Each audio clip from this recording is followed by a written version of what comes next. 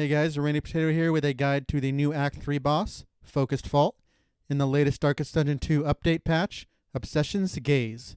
There are two phases to this fight. The first phase, you face 4 eye minions, with the main mechanic being their Observe ability, which will apply a unique token to each hero, which will allow them to be targeted once you reach phase 2 of the fight. This first phase is not winnable, as in you cannot fully kill the eyes to advance, and the purpose of the phase is to force the unique tokens onto 1 or 2 tank heroes. Each eye has 3 phases of growth, starting with 6 HP to 8 HP, and finally 12 HP.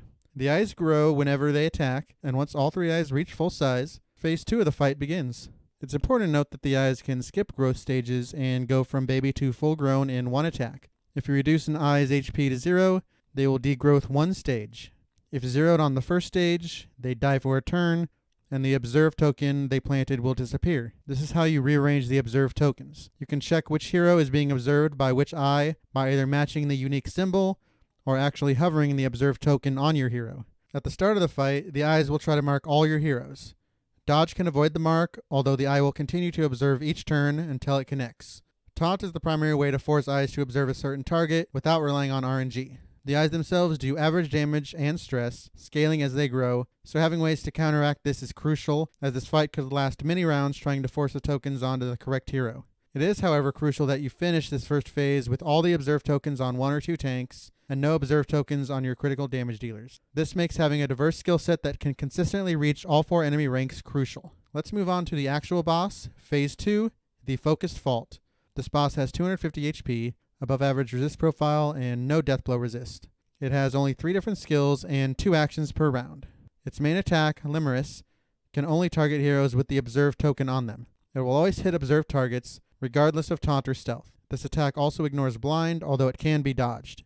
This attack is extremely high damage, and extremely high crit chance, with the crit doing a whopping 60 damage. In addition, just like ordained enemies in this act, the Fault will steal some of a hero's tokens on crit, so in general, I try not to put strength or crit on heroes being observed if I can help it. In addition to this damage, each hit of Limerence will debuff your hero's healing received by 25% until eventually you cannot heal at all. It will also continuously stack horror as a counter to stacking infinite HP and block, so some way to resolve stress is important. The Fault's second ability is Suppress, which can target all non-observed targets with a double stack debuff including Vuln, Weak, Blind, and even Stun.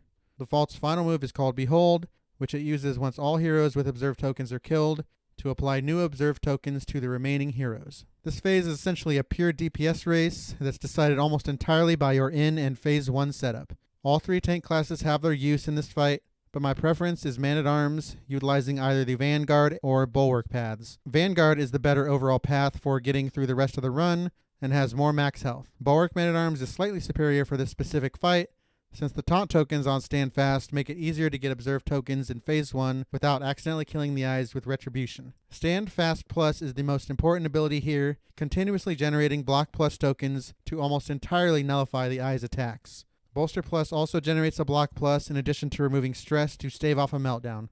Defend Plus is also equipable since it also generates 2 Block Plus without a cooldown. It does not guard an observed hero from Limerence, but can protect one of your key DPS heroes from being suppressed. Hellions Carcass path is pretty good for this fight, although that path receives no HP boost and does not generate Block Plus, only the much weaker Block Minus. Carcass is also completely terrible at the rest of the game, so unfortunately I can only recommend it as a meme. Yop does generate crucial weak tokens, and Revelry keeps her stress low, along with her stress heal on crit. Still, I'd rather bring Ravager and use her as pure DPS instead. The only leper path I consider for tanking this boss is Monarch, which I've grown fond of in this patch. You get a huge HP boost. Withstand Plus generates Block Plus, and his Intimidate applies Weak and Vuln on the Monarch path, making nuking the boss much easier. As far as what kind of DPS works best against the boss, I still consider Direct Damage king for this boss and the rest of the game. Ravager Hellion with Howling End and Warlock Occultist with Burning Stars are my top DPS considerations, since both of those skills ignore block, which the Fault is likely to generate with its token stealing crits.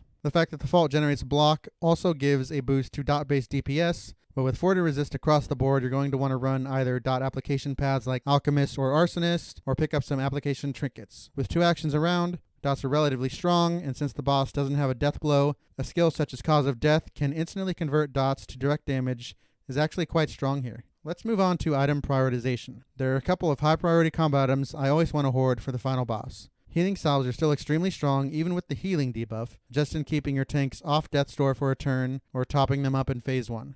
Laudanum is very strong in removing the horror applied by the boss. Spring Water is quite strong stress removal, although it loses its healing power almost immediately with the debuff. Holy Water is a secondary consideration for your DPS characters to stop them from being nuked with Suppress. Even more important than combat items, in my opinion, is in items. The absolute number one id item I recommend you hoard all run for this boss are restorative herbs. These increase your traveling heal, so you can come into the boss healthier, and most importantly, your healing received in combat. These are a relatively common item found at many provisioners and hoarders, and will always be found at hospitals, along with laudanum, once unlocked. You can never have enough of these, and they can completely negate the healing debuff against the boss with its efficient supply. Less important but still acceptable purchases are of course things like the speed bag or armor repair kit, which can help generate free sustained tokens. Clarifying Poultice is nice on your DPS to counter the suppressed stun, and like against all act bosses, Nightshade Concoction is also a must-have to restore your Deathblow resist. Overall, once you understand the mechanic, this is a quite straightforward boss battle that is won far before you actually reach the focused vault. Select a powerful tank, surround them with DPS, and hoard strategic items for the mountain. Thank you for watching. Please like and subscribe for more Darkest Dungeon 2 content. I post a new video every day.